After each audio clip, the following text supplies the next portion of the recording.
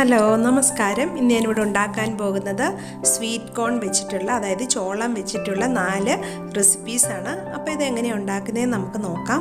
ആദ്യം തന്നെ നമുക്ക് ഈ ചോളം ഈ തണ്ടിൽ നിന്നും വളരെ ഈസി ആയിട്ട് എങ്ങനെ അടർത്തിയെടുക്കാമെന്ന് നോക്കാം. ഇത് ഒരു ഈസി ട്രിക്കാണ്. ഇത് അറിയാൻ വയ്യാത്തവർക്കാണെങ്കിൽ വളരെ പ്രയാസമായിരിക്കും ഈ തണ്ടിൽ നിന്ന് ഇതൊന്ന് സെപ്പറേറ്റ് ചെയ്തെടുക്കാനായിട്ട്. ആദ്യം നമുക്ക് ഇതിൻ്റെ പുറമേയുള്ള ആ ഒരു ഇലകളെല്ലാം മാറ്റാം.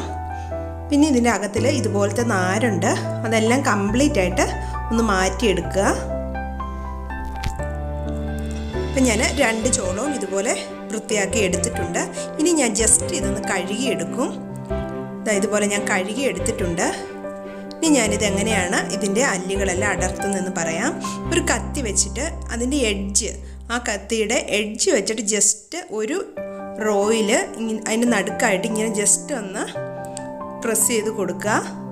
അപ്പോൾ നമുക്ക് ഇതുപോലെ അല്ലികളായിട്ട് ഇതിങ്ങനെ ഇളകി വരും.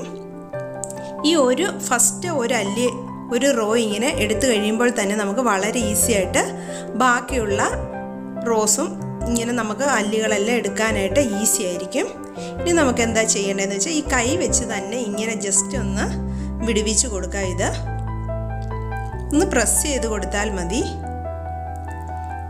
കണ്ടില്ലേ, ഇതാ വളരെ ഈസി ആയിട്ട് ഇങ്ങനെ പെട്ടെന്ന് നമുക്ക് ഇതുപോലെ എല്ലാം അടർത്തിയെടുക്കാൻ പറ്റും.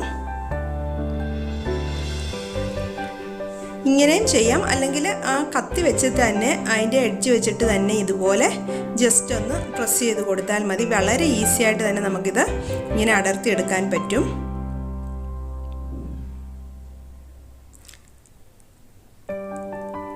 ഇതുപോലെ തന്നെ നമുക്ക് എല്ലാം അടർത്തിയെടുക്കാം. അപ്പം നമുക്ക് എല്ലാ സൂപ്പർ മാർക്കറ്റിലും ഒക്കെ ഈ ചോളം അവൈലബിൾ ആണ്. പ്രത്യേകിച്ച് ഞങ്ങൾ ബാംഗ്ലൂരിലാണ്, അപ്പോൾ ഇവിടെ എല്ലാ സമയത്തും അവൈലബിൾ ആണ്. അപ്പോൾ നമുക്ക് കുട്ടികൾക്കൊക്കെ ഇങ്ങനെ ഇത് സെപ്പറേറ്റ് ആക്കി വെച്ച് നമുക്ക് ഇഷ്ടമുള്ള ഡിഷസ് ഉണ്ടാക്കി കൊടുക്കാൻ ഈസിയാണ്. ഞാനിതെല്ലാം അടർത്തി എടുത്തിട്ടുണ്ട്.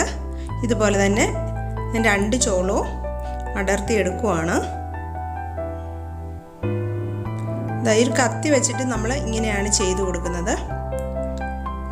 ജസ്റ്റ് കത്തിയുടെ ആ ഒരു ഷാർപ്പ് എഡ്ജ് വെച്ചിട്ട് മാത്രം ജസ്റ്റ് ഇങ്ങനെ സെപ്പറേറ്റ് ചെയ്ത് കൊടുക്കാം.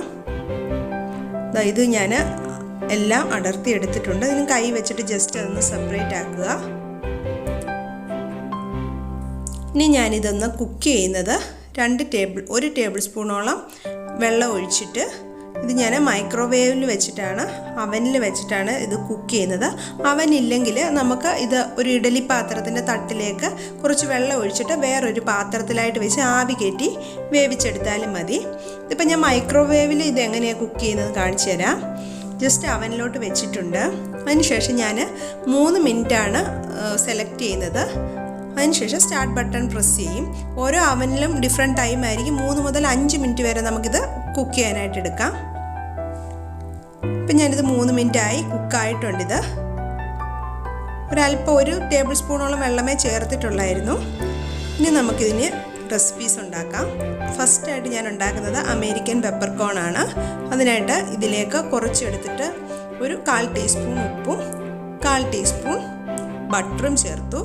പിന്നെ ഒരു 1/4 ടീസ്പൂൺ കുരുമുളക് പൊടിയും കൂടെ ചേർത്തിട്ടുണ്ട്. ഇത് നന്നായി മിക്സ് ചെയ്തെടുക്കാം. വളരെ നല്ല ചൂടോടുകൂടി തന്നെ ഇത് മിക്സ് ചെയ്യണം, എങ്കിലേ ബട്ടറൊക്കെ മെൽറ്റ് ആകത്തുള്ളൂ. നമ്മുടെ അമേരിക്കൻ പെപ്പർ റെഡി ആയിട്ടുണ്ട്. ഇനി അടുത്തതായിട്ട് ഉണ്ടാക്കുന്നത് മസാല കോണാണ്. അപ്പോൾ അതിലേക്ക് കുറച്ചെടുത്തേക്കുവാണ്. അതിലേക്ക് കുറച്ച് 1/4 ടീസ്പൂൺ ഉപ്പ് ചേർത്തു, ഒരു 1/4 ടീസ്പൂൺ മുളക് പൊടി ചേർത്തിട്ടുണ്ട്. പിന്നെ ഇതിലേക്ക് ചേർക്കുന്നത് ചാറ്റ് മസാലയാണ്. അതും കൂടി ഒരു 1/4 ടീസ്പൂണോളം ചേർത്ത് കൊടുക്കുവാണ്. പിന്നെ ഒരല്പം ബട്ടറും കൂടെ ചേർക്കുവാണ്. 1/4 ടീസ്പൂൺ നാരങ്ങ നീരും കൂടെ ചേർത്തിട്ട് നന്നായി മിക്സ് ചെയ്തെടുക്കാം.